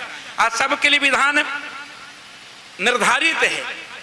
सबके लिए विधान क्या है? आप अभी यहां बैठे हैं, बहुत लोग आए, इतने लोग ही बैठे हैं, तो इतने लोगों के लिए ही विधान है, समझ लो। इतने लोगों को ही भगवान सद्बुद्धि दे रहे हैं। बाकी जिनका कर्म प्रारब्ध जहां ले जा रहा है वो जा रहे हैं। न मेरे कहने से कुछ होगा न उनके करने से कुछ होगा। बलात् बैठा भी दोगे तो संसार की चर्चा करेंगे, उनको अच्छा नहीं लगेगा। बलात् बैठाने से कोई लाभ नहीं। भक्ति की जो सभा है ये श्रद्धा की सभा है, ये आस्था की सभा है, ये निष्ठा की सभा है, ये बलात्कार की सभा नहीं है। बलात्कार शब्द का रूढ़ अर्थ मत लेना। बलात्कार यानी बलपूर्वक बैठाने की सभा नहीं कि जबरदस्ती बैठी और न किसी के विचार को बदला जा सकता है। मेरा कार्य है, भगवान ने जो गुरु के माध्यम से, शास्त्र के माध्यम से मुझे जो भी थोड़ा ज्ञान दिया है, जो भी थोड़ा संदेश भेजा है, उस संदेश को बस फॉरवर्ड कर देना है। हम कौन होते हैं? हम तो केवल फॉरवर्ड कर रहे हैं। जैसे आप मैसेज फॉरवर्ड करते हैं आजकल, कई लोग तो फेसबुक पर, व्हाट्सएप पर लगे ही रहते हैं और फॉरवर्ड पर फॉरवर्ड करते रहते हैं। तो हम तो फॉरवर्ड करने वाले हैं भैया, हमारा ज्यादा कुछ काम नहीं है। अब उस फॉरवर्ड पर को भी आप लाइक नहीं कर रहे हो तो मैं क्या करूं? कुछ कर सकता हूं क्या? लाइक करो। लाइक भी व्यवहारिक ही आपका है। क्या होगा आपका बताइए? इतना परिश्रम से आप धन कमाते हैं, जो शरीर मिला था भगवान के भजन के लिए, चिंतन के लिए, उधर शरीर मन बुद्धि को आपने नहीं लगाया और लगा दिया संसार में। न संसार आपको मिला और न भगवान आपको मिले, दुविधा में दोनों गई। माया मिली ना, माया मिली ना, न संसार मिला न राम जी मिले, कोई लाभ है? तो जितने दिनों तक कम से कम भागवत धाम में रहो जहां भगवान व्यक्त रूप में है। किसी ने कहा धाम में भगवान है तो क्या गांव में भगवान? अरे गांव में भी भगवान व्यापक है तो सब जगह, लेकिन वहां अव्यक्त रूप में है और यहाँ व्यक्त रूप में है। सब घट मेरे साइया खाली घट नहीं कोई, बलिहरी वा घटन का जय घट प्रकट होए। यहाँ प्रकट रूप में, कम से कम यहाँ तो संभल के रखो बाबा। एक्सीडेंट हो जाएगा, एक्सीडेंट, दुर्घटना घट जाएगी, संभल के चलना। पग पग पर ठोकर है संसार में, पग पग पर ठोकर है इस मार्ग में, भक्ति मार्ग में भी संभल करके चलना है। 7 दिन का प्रोग्राम है, लास्ट में 2 दिन आए। आप साधक नहीं हो सकते। ये सिद्ध किया कि आपका झुकाव ज्यादा संसार की ओर है। डायलिसिस कर दिया गया, शास्त्रों ने डायलिसिस किया कि नहीं किया? ज्यादा झुकाव भगवान की ओर होगा तो संसार काटेगा, और ज्यादा झुकाव संसार की ओर होगा तो फिर भक्ति अच्छी नहीं लगेगी। डायलिसिस से भैया है तो कुछ नहीं, और कुछ कहना इसमें नहीं। कामी ही नारी प्यारी जिमी लोभई प्रिय जिमी दाम, अतमी रघुनाथ निरंतर प्रिय लागहि मोहि राम। कामी का उदाहरण दिया और लोभी का, क्योंकि लोभी का धन में जितनी तन्मयता होती है, लोभी व्यक्ति का जितना मन तन्मय होता है धन के प्रति, अकामी का स्त्री के प्रति, मन वही आत्मसात रहता है। हमारे एक प्रारंभ के गुरु थे, वो थोड़ा कामी प्रकृति के थे। वो कहते थे कि बाबा उस समय जो मन तन्मय होता है वैसे तन्मयता भजन के समय नहीं। तो मैं तो उस समय समझता नहीं था कि गोस्वामी जी, मैं समझता था गोस्वामी जी को क्या हो गया, क्यों ऐसी चौपाई लिख दी है, विभत्स बातें बताइए, कामी नारी प्यारी जिमी अलोभई प्रिय जिमी नाम। लेकिन गोस्वामी तुलसीदास जी को सब अनुभव था, सब अनुभव था, अनुभवी संत थे, गृहस्थी का भी अनुभव कर चुके थे। 3 शतक लिखा भर्तृहरि ने, श्रृंगार शतक भी लिखा, वैराग शतक भी लिखा। श्रृंगार में क्या मजा है, उसकी क्या सजा है। अवैराग में क्या मजा है, उसकी क्या सजा है। वैराग के प्रारंभिक अवस्था में सजा है, बाकी जीवन भर मजा ही मजा है। और इस संसार के भोग में प्रारंभिक स्थिति में मजा है, बाकी जीवन भर सजा ही सजा है कि नहीं। बोले भक्त वत्सल भगवान की। तो मैं निवेदन कर रहा था कि भगवान कपिल ने बताया कि मां,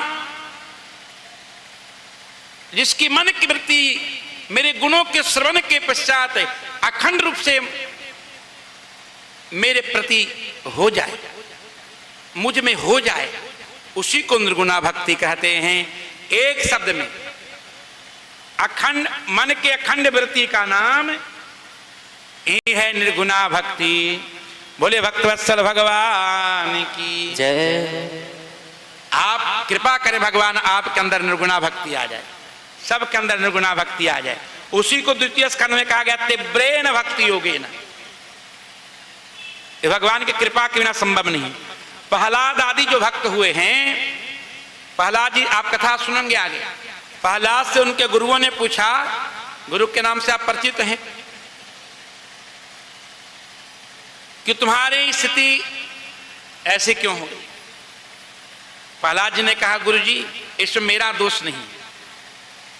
जैसे लौह कर्ण चुंबक के पास स्वाभाविक रूप से चला जाता है, उसी प्रकार से मैं कुछ नहीं करता, मेरी स्वाभाविक वृत्ति भगवान की भक्ति में है, नैसर्गिक वृत्ति है, और वो अपने आप नहीं होता, किसी के समझाने कहने से नहीं होता। वो तो महात्माओं की कृपा होती है, भगवान की कृपा होती है, तभी संभव है, तभी संभव, ऐसे संभव नहीं है। बोले भक्तवत्सल भगवान की जय। लक्षणम भक्ति योगस्य निर्गुणस्य ही उदाहृतम अहेतुक्य व्यवहिता या भक्ति पुरुषोत्तमे। निर्गुणा भक्ति किसे कहते हैं? अहेतुकी भक्ति। जो मेरी अहेतुकी भक्ति है, अखंडा भक्ति है, ये निर्गुणा भक्ति का स्वरूप है। इस अहेतुकी और अखंडा भक्ति का वर्णन मैं पूर्व में कर चुका हूं। वही भक्ति की बात तो प्रत्येक स्कंध में है, उसी भक्ति का वही यथावत स्वरूप का वर्णन प्रत्येक स्कंध में है, अलग तो कुछ है नहीं। इसके बाद भगवान कपिल ने कहा, हे मां, मेरे जो भक्त होते हैं, जो मेरी नैसर्गिकिया भक्ति करते हैं, मेरी स्वाभाविकी भक्ति करते हैं, मेरी साध्या भक्ति करते हैं, मेरी विशुद्धा भक्ति करते हैं, मेरी अनापायनी भक्ति करते हैं, मेरी अहेतुकी भक्ति करते हैं, और मेरी तीव्रा भक्ति करते हैं, अवच्छिन्ना भक्ति करते हैं। ये सब पर्यायवाची, ये सब शब्द क्या है? पर्यायवाची। असब एकार्थक है, पर्यायवाची शब्द तो एकार्थक ही होता है। अरे सूर्य का जो अर्थ होगा वही दिनेश का अर्थ होगा, वही प्रभाकर का अर्थ होगा, वही आदित्य का अर्थ होगा। शब्दों में अंतर हो सकता है, उच्चारण में अंतर हो सकता है, लेकिन सब एकार्थक है कि नहीं? तो सब एकार्थक है। तो मेरे जो स्वाभाविक भक्त होते हैं, स्वभाव की भक्ति करने वाले, वो पांचों प्रकार की मुक्तियां देने के पश्चात भी भक्ति रहित मुक्ति को ग्रहण नहीं करना चाहते। देखो, मुक्ति के सिद्धांत को समझना है। कैसी मुक्ति त्याज्य है भक्तों के लिए? जिसमें भक्ति नहीं हो। तो कैवल्य मुक्ति के अतिरिक्त अन्य जो चार मुक्तियां हैं, सब भक्ति युक्ता मुक्ति है। मुक्ति मतलब भगवत लोक प्राप्ति, मुक्ति मतलब भगवत प्राप्ति, भगवत स्वरूप प्राप्ति। मुक्ति का मतलब है वैष्णवों के यहाँ भगवत भावापत्ति, जिसको एक शब्द में कह लो, अविद्या की निवृत्ति ही मुक्ति है।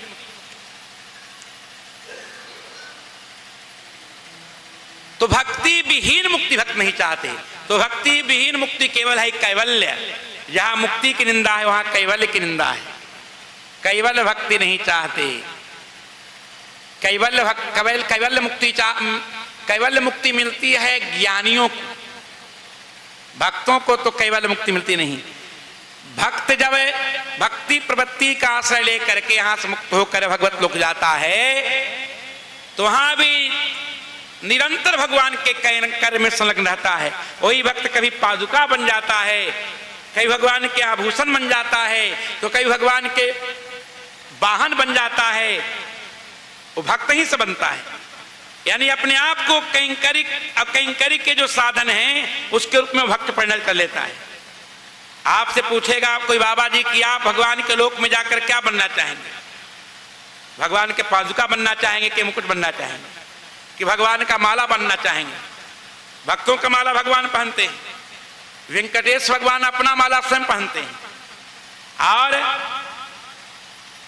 बैकुंठनाथ भगवान भक्तों का माला पहनते हैं। किसका माला? राम जी भी भक्तों का माला पहनते हैं, भगवान कृष्ण भी भक्तों का माला पहनते हैं। इसलिए मुझे समझ में नहीं आया कि अपना माला अपने पहनने में क्या मजा है। ठीक है, भक्तों का माला भगवान पहने तो थोड़ा ठीक है। अभेद व्यवहार है कि जो शालिग्राम है वही मैं हूं, जो मैं हूं वही शालिग्राम है।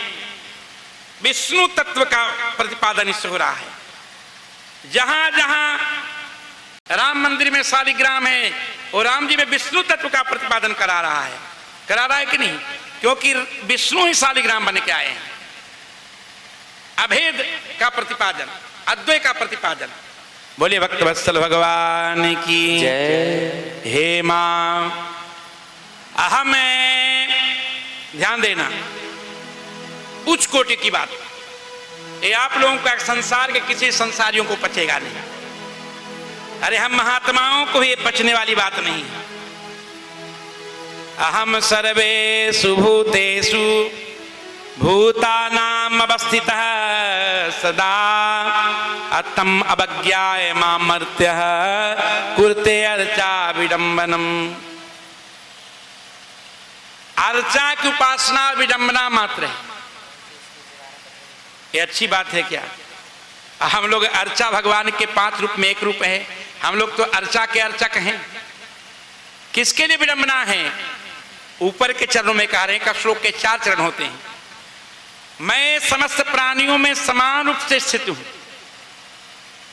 एतद आत्मिदम सर्वम सर्वम सर्वम खलमिदम ब्रह्मम तत्वमसि। और उन सभी प्राणियों में मेरा दर्शन नहीं करके केवल अर्चा में मेरा दर्शन कर रहा है। उसके लिए अर्चा की अर्चन क्या है, शालिग्राम की पूजा क्या है? विडंबना मात्र है, स्वांग मात्र है। शालिग्राम में जो भगवान दिखाई पड़ते हैं भगवान सब जगह दिखाई पड़ने चाहिए। आजकल देखो धर्म, सनातन धर्म का स्वरूप संकुचित कर दिया गया। इतना ही बता दिया कि भगवान केवल मूर्ति में, भगवान केवल गौ में, भगवान केवल ब्राह्मण में, भगवान केवल साधु में। अरे भगवान तो सब में है। पानी बीच मीन पियासी मोही सुन सुनिया बतासी। आत्मज्ञान बिना सब सुना क्या मथुरा क्या काशी। भगवान कहा नहीं, उत्तम भक्त का लक्षण करते बताया जा रहा है। एक दिन सीताराम बाबू बताए, आजकल सीताराम बाबू साधुता की सर्टिफिकेट भी बांटने लगे। एक डिपार्टमेंट इनको और मिल गया है, कौन 1 नंबर का साधु, कौन 2 नंबर का साधु, कौन 3 नंबर का साधु, कौन साधु है कौन नहीं है। मशीन उसीन लाए हैं क्या कहीं से आप? उनके पास होगा मशीन। ये मशीन आपके पास नहीं है। ये मशीन, इसका मशीन है भागवत। ये मशीन जब लगा दिया जाएगा तो राधे राधे कोई एक ही निकलेगा पूरे हिंदुस्तान में साधु। ब्लड प्रेशर कितना रहना चाहिए? ब्लड प्रेशर कितना रहना चाहिए? अधिकतम 120 से 1 भी ज्यादा हुआ तो ब्लड प्रेशर का रोगी हो गया। तो साधुता, एक साधु में जितने लक्षण होना चाहिए, कोई लक्षण कमा तो साधु में न्यूनता हुई कि नहीं? उसकी साधुता में न्यूनता हुई कि नहीं? और हुई कि नहीं हुई? भगवान कह रहे हैं कि सभी प्राणियों में समान रूप से स्थित हूं। आज हो उन प्राणियों का आदर नहीं करता है, उनका निरादर करता है, उनसे द्वेष करता है, केवल मेरी अर्चा विग्रह की सेवा करता है। यानी केवल मेरी अर्चा में निष्ठा रखता है, वो निष्ठा नहीं, वो स्वांग है, वो पूजा नहीं, क्या है, स्वांग है। स्वांग गंभीर बात है। इसी का अनुवाद है, सिए राम मैं सब जग जानी, करहूं प्रणाम जोर जुग पानी। प्रश्न हुआ कि दुष्टों की वंदना क्यों की। गोस्वामी जी उच्च कोटि के संत थे, भागवत के श्लोक उनके मन मस्तिष्क में घूम रहा था कि अगर दुष्टों की वंदना नहीं किया और कोई भागवत का कथा वाचक आया तो ऐसा न कह दे गोस्वामी जी भी साधु नहीं था। दुष्ट तो स्वभाव का नाम है, विचार का नाम है। व्यक्ति दुष्ट होता है क्या? आत्मा न दुष्ट है, न आत्मा पापी है। बोले तो दुष्ट आत्मा शब्द का प्रयोग ये सब औपाधिक है। आत्मा तो परमात्मा का शेष है, परमात्मा का शरीर है कि नहीं? वो दुष्ट हो ही नहीं सकता है, औपाधिक प्रयोग ये सब है। जैसे आत्मा के लिए देहादशा, आत्मा के लिए मृत्यु शब्द का प्रयोग औपाधिक है। आत्मा कहीं मरती है क्या? शरीर से आत्मा का निकलना ही मृत्यु है, शरीर में प्रवेश करना ही जन्म है, ये औपाधिक प्रयोग है। तो देखिए साधु का ये शुद्ध लक्षण है। रंती देव शुद्ध साधु थे, करके सर्वस्व दान जो 40 दिन भूखा रहा। एक दिन पंक्ति में बैठे, भोजन मिला, कोई भूखा आ गया दे दिया, दूसरा दिन दे दिया, तीसरे दिन भी दे दिया, चौथे दिन तो बाबा जी उसको क्या करेंगे आप लोग, 10 रुपया जजमान कम दक्षिणा देता है तो क्या क्या बोलते हैं महात्मा लोग जानता हूं। 40 दिन तक भूखे रंती देव। रंती देव का इतिहास व्यास ने लिखा है भागवत में। एक दिन त्रुटि हो जाती है भोजन में, फलहार में, चर्चा लोग करते। मुझे लगता है कि रंती देव का चरित्र क्यों गाता है। भारतीय हिंदी साहित्य का ये है काव्य भारत भारती के कौन है कवि, रचयिता कौन है?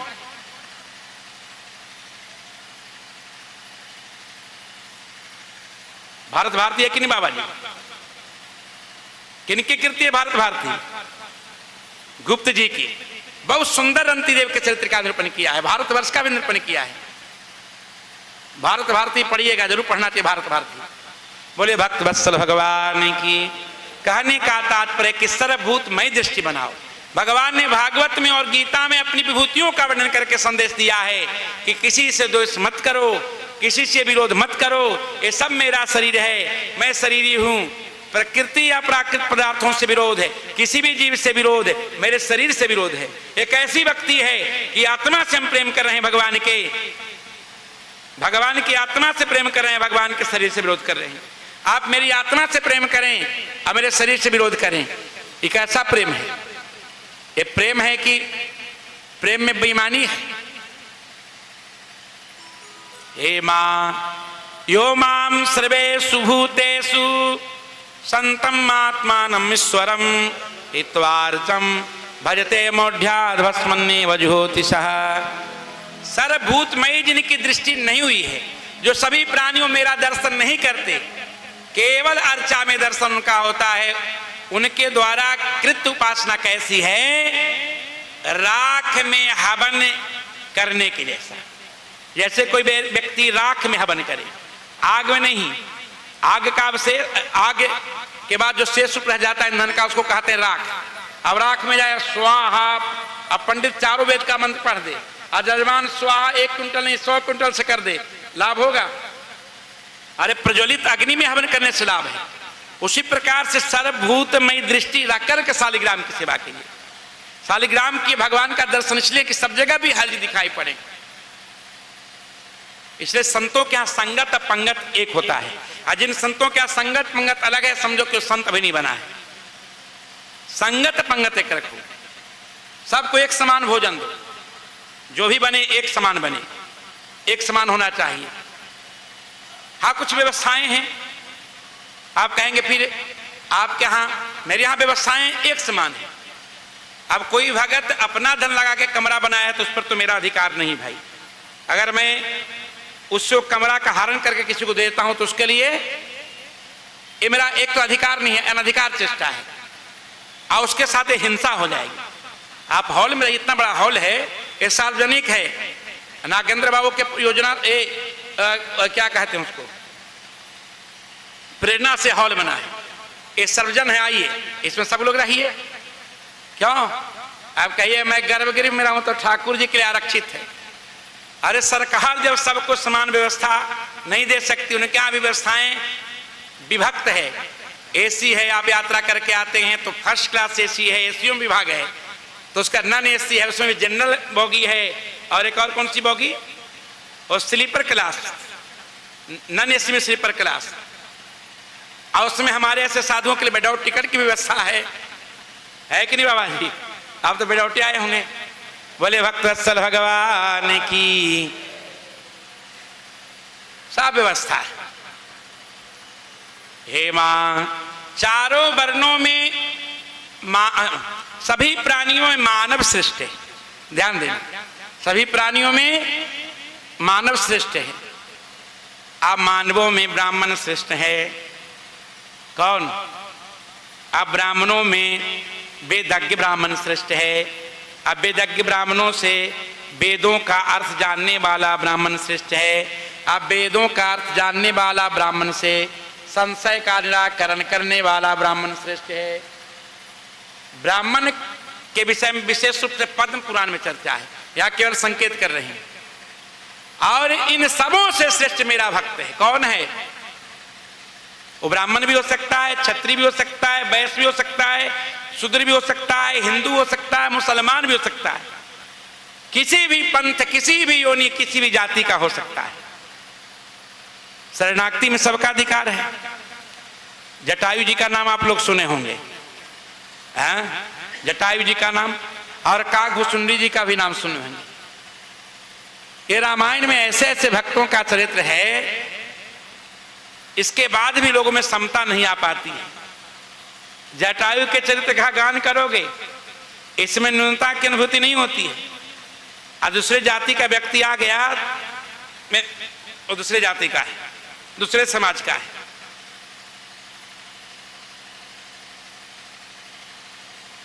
काकभूषुंडी जी का चरित्र गाओगे, सबरी जी का चरित्र गाओगे, क्योंकि इनका ही चरित्र है रामायण में, इतिहास में। और किसका चरित्र है? तो सबरी की जाति पर विचार करो, केवट की जाति पर विचार करो, काकभूषुंडी जटायु की जाति पर विचार करो, विदुर जी की जाति पर विचार करो, क्या कहते हैं, वाल्मीकि की जाति पर विचार करो। कौन वाल्मीकि? सुपथ वाल्मीकि। तो जाति की दृष्टि से तो एक ग्राह्य नहीं है, लेकिन जाति की दृष्टि से हम इनका गान भी नहीं करते, गुणों की दृष्टि से गान करते हैं। इसलिए गुणों का ग्रहण करो। किसी व्यक्ति में गुण देखो, रूप मत देखो, रूप में कुछ रखा हुआ नहीं है। तो इन सब में श्रेष्ठ हैं मेरे भक्त। कौन भक्त है? जिन भक्तों ने सर्वस्व अर्पण कर दिया है। मयि अर्पितात्मनः पुंसो मयि संन्यस्त कर्मणः न पश्यामि परम भूतम कर्तु समदर्शनात्। जो समदर्शी, यदि ब्राह्मण भगवान की शरणागति कर चुका है, तो चारों वेद का ज्ञाता कोई ब्राह्मण क्यों न हो, संशय का निराकरण करने वाला कोई ब्राह्मण क्यों न हो, उन ब्राह्मणों में श्रेष्ठ है।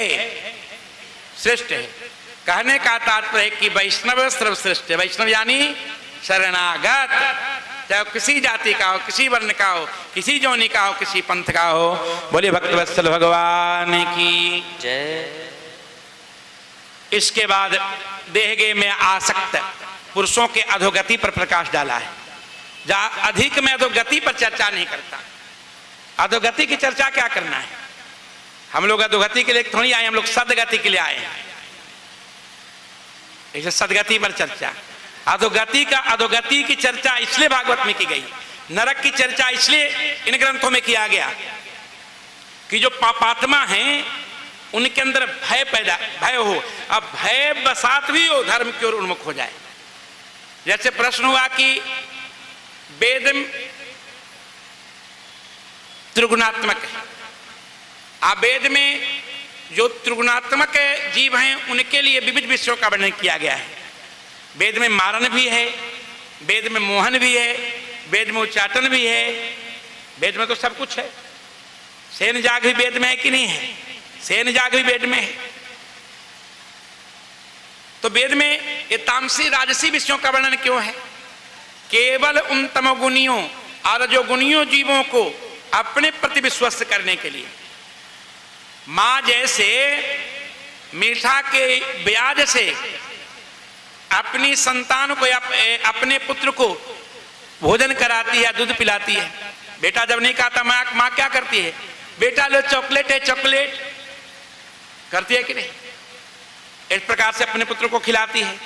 तो केवल अपने ऊपर अपने स्वरूप में विश्वास प्रदान करने के लिए, जीव को विश्वास करने के लिए कि पहले इसको मेरे स्वरूप में विश्वास हो, वेद में विश्वास हो, और जैसे विश्वास हो जाता है तो फिर पुनः वेद उसे सात्विक बनाकर भगवत प्राप्ति करा देता है। बोले भक्तवत्सल भगवान की जय। तो अधोगतियों का वर्णन केवल आपको सदमार्ग देने के लिए है कि देखो भैया, अच्छा का परिणाम अच्छा है, बुरा का परिणाम बुरा है, इसलिए अच्छा करो। साधुकारी साधु भवती, वेद का अच्छा करने का फल अच्छा ही होता है। भगवान की भक्ति भगवत साध्य तो है ही है, बिना भगवान कृपा के भगवान की भक्ति मिलती नहीं। साधन भक्ति तो साध्या भक्ति की बात हुई, साधन भक्ति भी पुण्यात्मा को ही प्राप्त होती है। साध्या भक्ति तो भगवत साध्य है, भगवान की कृपा से संभव है। लेकिन जो साधन भक्ति है, जैसे नाम जप कथा श्रवण, ये भी सब लोग नहीं कर सकता, ये पुण्य कृत्य है। ये आप लोग आते हैं भागवत महात्मा का श्लोक, क्या भाग्योदयेन बहुजन्म समर्जितेन सत्संगमं च लभते पुरुषो यदा वै। भाग के बिना संभव नहीं। गीता के 7वें अध्याय में भगवान ने कहा, ऐसाम त्वन्तगतम पापम जनानाम पुण्य कर्मणाम ते द्वंद्व मोह निर्मुक्ता भजन्ते माम दृढ़व्रतः। दृढ़व्रत होकर मेरा भजन कौन करता है? दृढ़ संकल्प होकर मेरा भजन कौन करता है? देखो, जब भजन के मार्ग में निकलोगे, भक्ति के मार्ग में, तो बहुत बाधा आएगी, संसार बहुत बाधा पहुंचाएगी। हम जाने के लिए तो सोच रहे हैं, लेकिन घर कौन देखेगा? आप मर जाओगे तो घर कौन देखेगा? सोचिए, जरा सा गंभीरता सोचिएगा। यह शक्ति ही आपको धोगति देगी। छोड़िए सब आसक्ति को। हम नहीं थे तो भी संसार था, हम नहीं रहेंगे तो भी संसार रहेगा। ऐसे हम सदा थे, सदा है, सदा रहेंगे, क्योंकि हम अनादि भी हैं, शाश्वत भी हैं। इसी को कहते प्रतिबंधक, इसी का नाम है माया, अविद्या, अज्ञान। इसी प्रकार से माया जीव के लिए रोड़ा बनती है, जीव के भक्ति, जीव के सदमार्ग में बाधक बनती है। छोड़ो चिंता, सब चले जाएंगे महाराज जी, तो इधर संसार भी कुछ है ना। अब एक ही चलो ना भाई, चाहे संसार लो चाहे भगवान लो, दोनों किसी को नहीं मिला एक बार, ना आपको मिलेगा। हाँ, भगवान अगर मिल गए तो ये सब तो अपने आप मिल जाएगा। सुख संपत्ति सब बिना ही बुलाए, यथा धर्मशीलन पहियाए। आपने कभी भी देखा नहीं होगा, सुना नहीं होगा कि समुद्र आकर नदियों को आमंत्रित किया कि आओ आओ मेरे पास आओ, मुझसे मिल जाओ, मुझसे संगम करो, मेरे यहां विराजो। समुद्र नदियों कभी बुलाया क्या? नदियां स्वाभाविक रूप से जाकर मिल जाती है। दीपक जलाते हो, लौ स्वाभाविक रूप से ऊपर की ओर जाता है। किसी भी पार्थिव पदार्थ को आकाश में फेंक दो, स्वाभाविक वो पार्थिव प्रदेश पृथ्वी की ओर आकर्षित होता है। इसको कहते हैं गुरुत्वाकर्षण। क्या कहते हैं? अंशी की ओर अंश का आकर्षण का नाम है गुरुत्वाकर्षण। एक गुरुत्वाकर्षण की खोज कोई नवीन खोज नहीं, हमारे शास्त्रों वेदों में पुरुष ही गुरुत्वाकर्षण है। आज से पहला जी का चरित्र है। चुंबक और लौह करना, चुंबक का उदाहरण आज दिया पहला जी ने, कभी दे दिया बाबा जी, ये तो अभी अभी हुआ। लेकिन विषैली शिक्षा है, ये जो आजकल विद्यालय चले विषैले विद्यालय, इन्हें अपने पुरातन शास्त्रों का ज्ञान है नहीं, पुरातन ज्ञान इनके अंदर है नहीं। तथा कथित जो बातें इन लोगों ने पढ़ी है उसी को ये बच्चों को परोस रहे हैं। नई नई भूगोल का ज्ञान है आज के विद्या में, न भूगोल न खगोल। हमारे शास्त्रों में भूगोल, खगोल, इतिहास सबका सांगोपांग वर्णन किया गया है। अब तुम खोजोगे इसमें शाहजहां और बाबर आदि का इतिहास तो कैसे मिलेगा? ये तो मिलेगा नहीं, तो इधर का है भाई, इधर की चर्चा है। इसमें सभी महाभारत में किसका इतिहास नहीं है? भागवत में खगोल भूगोल इतिहास है, अब महाभारत में तो सब है। एक एक प्राणी का इतिहास, एक एक वंश का इतिहास महाभारत में वर्णन है। अब संपूर्ण ब्रह्मांड का चरित्र चित्रण महाभारत में किया गया है। पृथ्वी जल तेज वायु आकाश, ये पंचभूत से ही तो संसार है, और क्या है? और सूक्ष्म से सूक्ष्म बातों का चिंतन वहां है, जो आपके फिजिक्स में भी इसकी चर्चा नहीं। फिजिक्स बायोलॉजी भी जहां तक नहीं पहुंचा, उससे ऊपर हमारा विज्ञान है। लेकिन इनको बताए तो कौन बताए, इनको समझाए तो कौन समझाए? ये तो प्रत्यक्ष है, प्रमाण को ही केवल प्रमाण मानते हैं। इनका तो शब्द पर विश्वास है नहीं, लेकिन आश्रय बनेगा शब्द ही। बोले भक्तवत्सल भगवान की जय। इसके बाद ध्रुव मार्ग और अर्ची मार्ग पर प्रकाश डाला गया। देखो भगवत लोक ऊर्ध्व लोक जाने का दो मार्ग है। एक मार्ग का नाम है ध्रुव मार्ग, ध्रुव मार्ग भी जिसको बोलते हैं, और दूसरे मार्ग का नाम है अर्ची मार्ग। अर्ची यानी अर्ची कहते हैं अग्नि की ज्वाला को।